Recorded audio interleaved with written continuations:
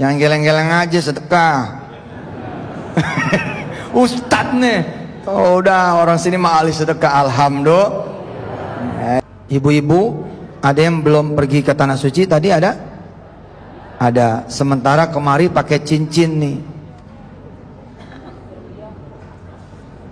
Pakai gelang, pakai anting, pakai kalung.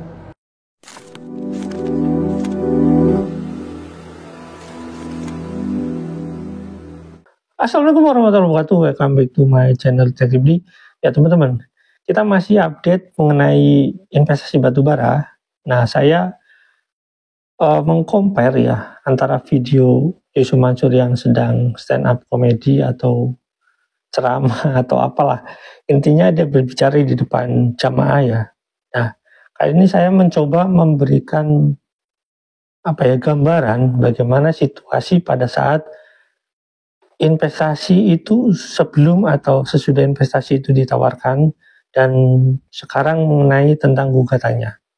Nah, saya akan berikan video tersebut tentang update dari Pak Jaini ya tentang kekalahan Yusuf Mansur itu, dan kira-kira apa sih atau bagaimana sih sikap teman-teman dari jamaah Masjid Darussalam ini, dan bagaimana sikap Yusuf Mansur itu akan terlihat fakta dan realita dari video ini sebenarnya. Nah, ya kita lihat dulu teman-teman videonya. Yuk, check it out. Bismillahirrahmanirrahim. Alhamdulillah, kembali lagi bersama saya di Masjid Darussalam yang sangat indah sekali. Mudah-mudahan semua amal ibadah yang membangun masjid dan menjaganya diterima oleh Allah Subhanahu wa taala. Hadirin dirahmati Allah, kajian tentang sedekah sangat dekat dengan istighfar. Boleh dibilang orang yang suka istighfar tapi nggak suka sedekah, dia nggak komplit. Apa fasal? Yuk kita langsung ngaji. Jangan geleng-geleng aja sedekah. Ustadz nih. Oh, udah orang sini mah ahli sedekah, alhamdulillah. Ini mah buat yang belum, ya nggak? Tadi tuh pengurus masjid bilang, kan saya bilang, udah masjid cakep banget, gue pengen tinggal di sini dah. Cariin gue rumah di sini. Gue mau bertetangga sama masjid. Ada tuh katanya. Berapa duit? Kan gue tanya tuh. Katanya 3,5 miliar. Woi, 3,5 miliar. Bos, kalau kita tahu ilmu sedekah, ini nggak ada apa-apanya nih, enteng ini. Gue bisa beli sekarang, hari ini gue beli. Duh, gimana? Calon wali kota melewat. Lewat nih, bos. Orang susah beli karena dia nyari ini. Kan gue udah bilang jangan nyari pokok, jangan nyari target, nyari pengalinya aja. Nih ya, untuk mendapatkan 3,5 miliar ada 3 caranya. Pertama, dikali 2,5%. Syukur-syukur bisa 10%. Kalau enggak, nanti dibagi 700. Nanti penjelasannya setelah yang berikut ini. Insya Allah, ini menarik sekali, sehingga nanti pemirsa nggak bakal ada lagi barang mahal tuh, nggak ada. Bener-bener nggak ada barang mahal. Udah semuanya murah. Jangan kemana-mana ya. Silakan. Ya, langsung ya. Saya setelah kenal ilmu sedekah, Bu, cenderung ya kayak orang belagu sih ya. Tapi maksudnya gimana ya? Bukan belagu, maksudnya saya udah dapat kemudahan dari Allah gitu. Jadi nggak pernah lagi takut sama barang mahal gitu. Karena buat saya nggak ada lagi barang mahal. Kita lihat ya, kita lihat. Insya Allah pemirsa juga akan seperti itu insya Allah. Kita lihat ya. Ini ada rumah katanya seharga 3,5 miliar rupiah. Kalau pakai ilmu sedekah, gocekannya begini nih Mas Agung. Nih pemirsa gocekannya. Kalau ada duit, tembak 10% di muka. Jadi kalau ada duit nih kita tembak nih 10% di muka, jeder gitu. Jadi beli rumah 3,5 miliar tidak seharga 3,5 miliar, cuman 350 juta. Yalah Ustad, cuman gitu ya. Pan gue bilang kalau ada. Kalau nggak ada, keluarin 2,5%-nya. 2,5% dari 3,5 miliar berapa kira-kira? Nggak mungkin, 87-an lah. Ya sekitar 87 kan? Nah, di sini 350 juta. Di sini 87 juta kurang lebih lah ya. Nah, kalau masih kegedean juga, bagi 700. Kalau dibagi 700, ini cuma 5 juta tuh rumah. Makanya gue bilang gue beli. Gue sedekah nih di masjid ini goceng. Goteau ya. Kalau kata orang Betawi goceng Pak. Kalau pengen dapat 10, keluarin 1. Ingat kan? Mafhum mukhalafah. Kepahaman sebaliknya. Nah di 700 kan begitu. Kata Allah apa? Kalau kamu sedekah 1, aku ganti 700. Logika kebalikannya adalah kalau kamu mau dapat 700, siniin 1. Nah, 3,5 dibagi 700 cuma 5 juta. Nah, nanti teman-teman tetap aja ngomong begini, ya elah Ustadz, ya elah melulu. Maksudnya gimana ya elah? Itu kan Ustadz, ada duit 5 juta. Kalau kayak kita-kita, gini bos. Ada istilah financial planning. Financial planning. Siapa nih orang Darussalam yang orang keuangan? Kan akrab nih dengan istilah financial planning. Kita memplanningkan financial. Kalau target kita 5 juta dan kita nggak ada, ya jangan sekaligus dong. Lu kerja jadi 10 bulan, bisa?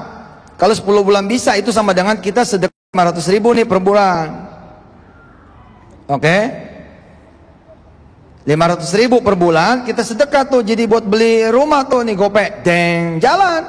Begitu 10 bulan lunas ke Allah, ini rumah dapat aja pokoknya.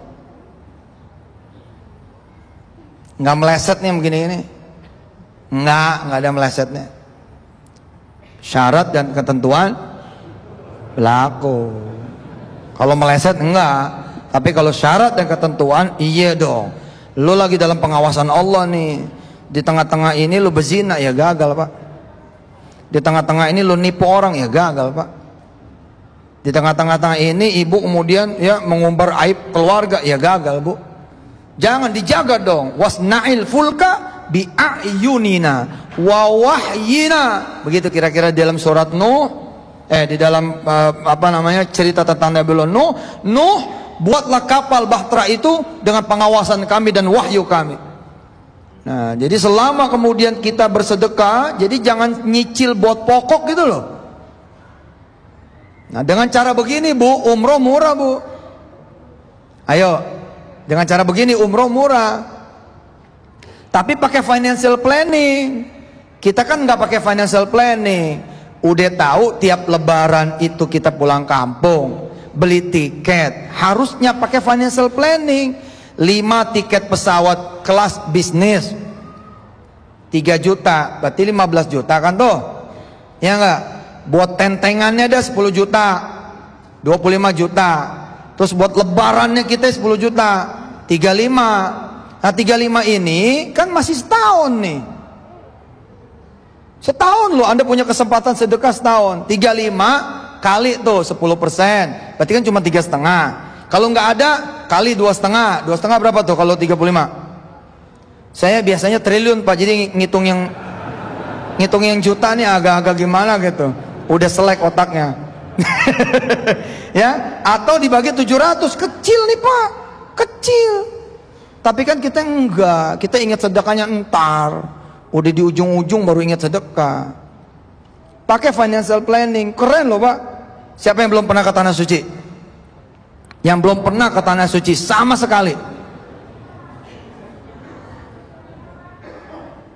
Allah.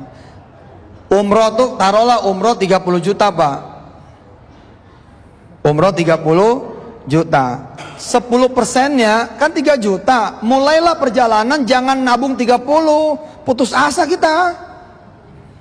Nabungnya nabung 3 juta aja. Kan deket tuh kalau 3 juta. 10 bulan beres dah. Bahkan nggak perlu 10 bulan. Mana coba yang laki-laki yang belum pernah umroh mana? Yang belum pernah umroh. Antum belum? Masya Allah. Ada duit 3 juta? Nggak ada? Nggak ada? Oke, motor punya? Ya, motor aja lu sedekahin. Lah, begitu Ji. Hah? Begitu motor disedekahin, bang, malah dapat kuota 2 kali. Karena kan motor mungkin 7 juta harganya. Begitu antum bisa sedekah 7 juta, dapat 2 Ji, suami istri berangkat. Udah yang begitu mah udah rahasia umum, nggak perlu diperdebatkan. Anda nggak perlu capek-capek ngatain aneh pembohong. Terlalu banyak orang yang bersaksi kalau sedekah mah. Terlalu banyak Ji, kalau aneh suruh bangun semua orang yang bersedekah bersaksi, terlalu banyak, udah berlapis. 7 hari 7 malam kita masih dengerin orang testimoni itu. Contoh misalkan, ibu-ibu ada yang belum pergi ke tanah suci tadi ada? Ada. Sementara kemari pakai cincin nih. Pakai gelang, pakai anting, pakai kalung. Biarlah kemudian ilmu, pengalaman, dan keyakinan itu tumbuh bersama-sama. Tumbuhnya bareng gitu loh. Nanti dia bigger, tambah besar, akhirnya memang nyampelah kepada makom orang-orang yang belah sono, yang udah nggak ada ngitungnya lagi.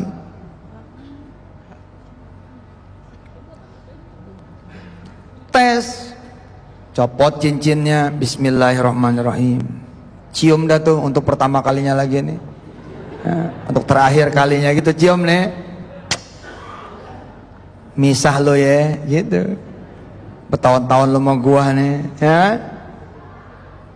Bismillahirrahmanirrahim tuh Mas Agung yang begini-gini nih mesti dijajal, must try, kira-kira begitu. Experience. Kalau nggak dijajal ilmu sedekah mah emang juga masa iya. Orang ya bilang saya tuh tukang bohong loh, bener. Yang begini ini jangan diskusi Pak. Hajar aja udah. Sikat aja. Nih besok nih pulang kampung ada mobil, ada? Yes, betul. Nggak usah dipikirin. Jadi ibu bapak yang udah siap-siap pulang kampung dengan mobil, coba jajal. Tahun ini tahun sedekah, udah nggak usah pulang. Bismillah dah. Insya Allah dah, gue dimarahin emaknya tuh. Insya Allah lah. Saya yakin kok orang-orang pada berani Insya Allah. Sedekah itu menurut mereka mengatakan bahwa itu adalah ekonomi syariah. Ekonomi syariah. Ya. Investasi itu adalah ekonomi syariah. Saya juga ketawa Pak kalau itu disebut ekonomi syariah. Kalau dia mendalilkan ekonomi syariah. Yang pertama adalah kalau dia mendalilkan ekonomi syariah, apa benar di ekonomi syariah itu mengajarkan orang, hanya mengajak orang berbisnis ya.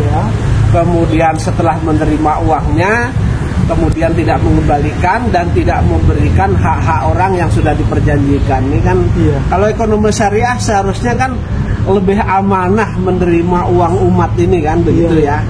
Nah, itu yang menjadi saya menjadi ketawa gitu loh. Terus kemudian kalau mengenai masalah hukumnya, menurut hemat saya sesuai dengan ketentuan hukum yang berlaku, kami selaku penggugat, kenapa kami gugat di Pengadilan Negeri Bogor ini? Karena pertimbangannya adalah bahwa di dalam perjanjian yang diteken oleh klien saya dan salah satu tergugatnya itu adalah di sana ada pilihan hukum. Ketika investasi pilihan hukumnya itu menyatakan apabila dalam investasi yang diperjanjikan ini menjadi masalah, maka mereka memilih akan diselesaikan di Pengadilan Negeri Bogor. Oke itu teman-teman videonya. Nah teman-teman, kalau kita melihat dari sana ya, dari dua video tersebut, bahwasanya dari Masjid Darussalam ini kita bisa melihat ya, kita bisa melihat gambarannya Yusuf Mansur itu memang memamerkan dirinya gitu. Dia memamerkan dirinya tentang bagaimana dia menjadi orang yang sangat kaya raya gitu, dengan model ya apa ya, motivasi atau apa tentang sedekah ya teman-teman. Walaupun dia mengambil ayat dengan penafsiran seenak jidat dia gitu ya.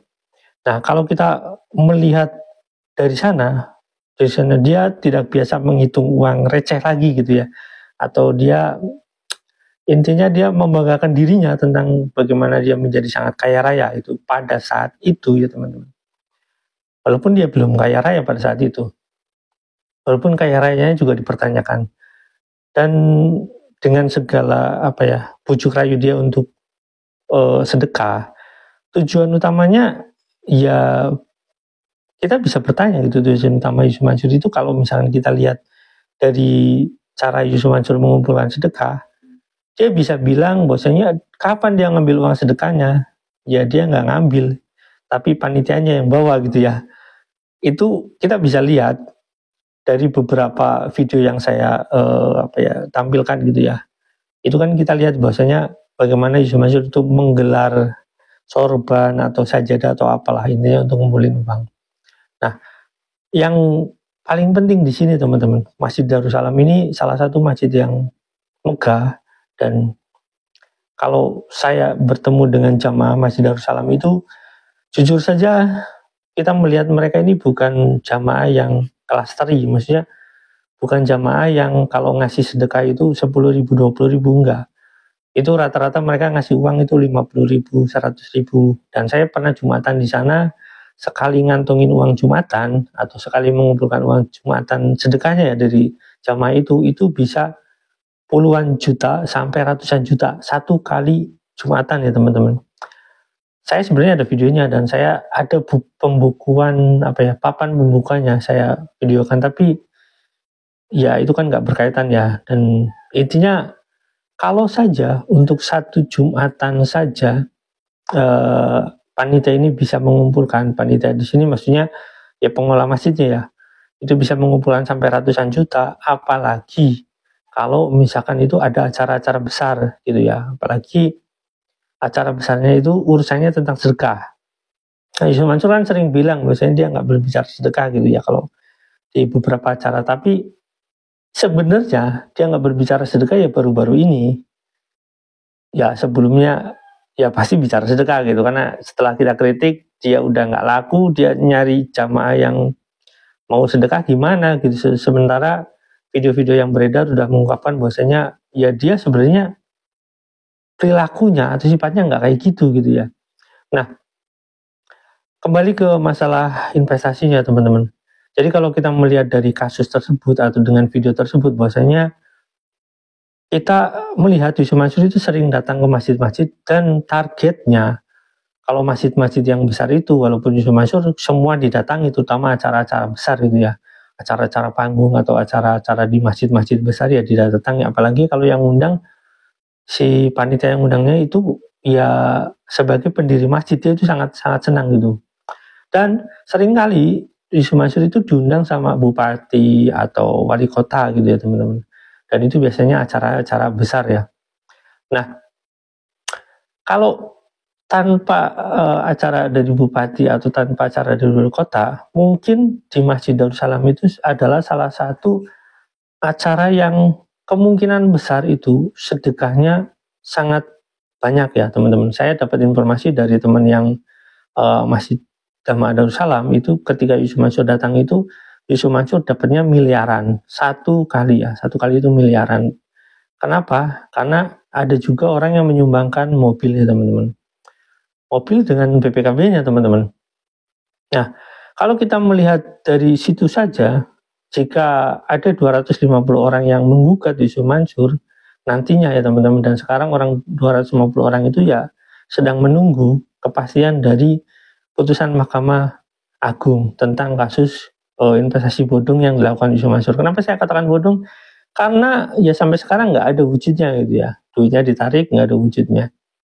Nah, yang menariknya adalah ketika Yusuf Mansur melakukan pembelaan, Yusuf Mansur itu mengakui ya di media itu mengakui bahwasanya ya kalau dia ini contoh yang sederhananya gitu, kita ngambil kalau dia itu dalam tanda kutip si Ardiansyah itu penjahat, mana dia tahu gitu ya.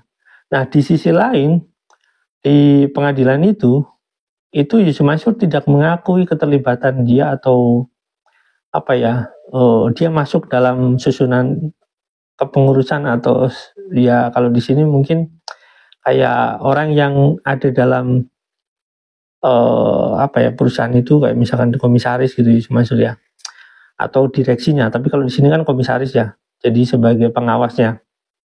Nah, Yusuf Mansur tidak mengakui, tapi di sisi lain di media yang saya baca itu di ada kata-data.com itu mengatakan bahwasanya Yusuf Mansur itu ya tahu si Ardiansyah ini penipu gitu, karena sudah dikasih tahu sama teman-temannya itu bahwasanya Ardiansyah ini penipu, tapi Yusuf Mansur tidak peduli.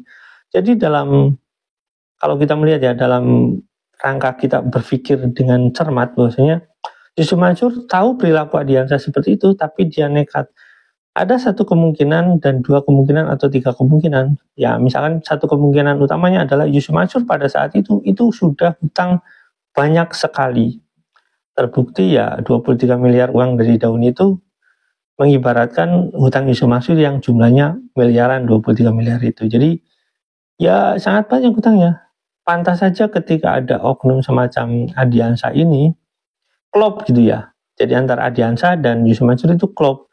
Jadi kalau Ardiansyah disebut mafia, Yusuf Mansur ini disebutnya apa? Ya teman-teman bisa sebut sendiri ya, mafia kelas berat yang dianggap sama orang, si Ardiansyah ya, mafia kelas berat. Kenapa? Karena Ardiansyah itu menipu kelas Tommy Soeharto. Bayangin aja kelas Tommy Soeharto itu pada saat itu ya di tahun 2008-2009 itu Tommy Soeharto ya dalam tanda kutip, walaupun sampai sekarang itu masih sangat dihargai dan kemungkinan besar ya, banyak orang-orang pengusaha itu yang masih takut dengan ya Tommy Soeharto, walaupun kita nggak pernah tahu ya alasan takutnya karena apa. Dan itu sering saya dengar ya teman-teman. Jadi Ardiansyah ini kalau disebut mafia ya benar-benar mafia. Nah temannya Yusuf Mansur, apakah disebut mafia atau enggak ya terserah teman-teman ya. Intinya Yusuf Mansur itu tahu bahwasanya Ardiansyah itu mafia, tapi Yusuf Mansur ya tidak peduli, dia tetap jalan aja dengan Ardiansyah. Nah, itu ya teman-teman. Yang pasti adalah update daripada kasus ini, Yusuf Mansur sebenarnya sudah kalah telak dan kemungkinan besar Yusuf Mansur kalah kalau ya teman-teman, kalau tidak ada yang masuk angin di MA gitu. Saya nggak bisa kalau dalam hati jujur saya gitu ya, saya nggak bisa percaya begitu saja dengan Mahkamah Agung. Kenapa? Karena banyak kasus di Mahkamah Agung yang ujung-ujungnya ya seperti itu gitu. Itu fakta.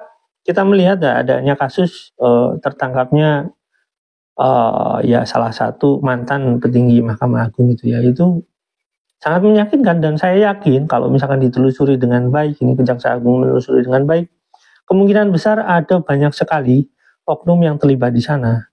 Dan untuk itu teman-teman, saya akan mencoba, bukan mengintervensi ya, saya akan mencoba terus mengawasi ini. Bahkan kalau perlu saya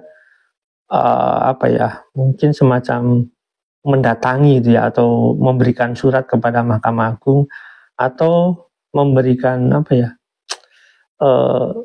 saya nggak bisa intervensi sebenarnya, karena itu itu semacam lembaga tersendiri dalam hukum, itu nggak bisa intervensi dari pemerintahan eksekutif, itu nggak bisa, legislatif pun nggak bisa. Tapi ya teman-teman, karena kita sebagai warga negara, kita punya hak untuk memohon atau meminta kepada pihak legislatif ini untuk mengawasi, karena tugas mereka itu mengawasi. Oleh karena itu nanti saya akan mencoba untuk memberikan semacam himbauan, atau saya nggak bisa sebut pemerintah ya kepada DPR itu, tapi saya akan memberikan himbauan atau surat untuk mengawasi jalannya kasus ini di MA. Karena sebenarnya harusnya DPR yang tugasnya mengawasi itu ya sebenarnya harus lebih intens dengan kasus-kasus yang terjadi di Mahkamah Agung.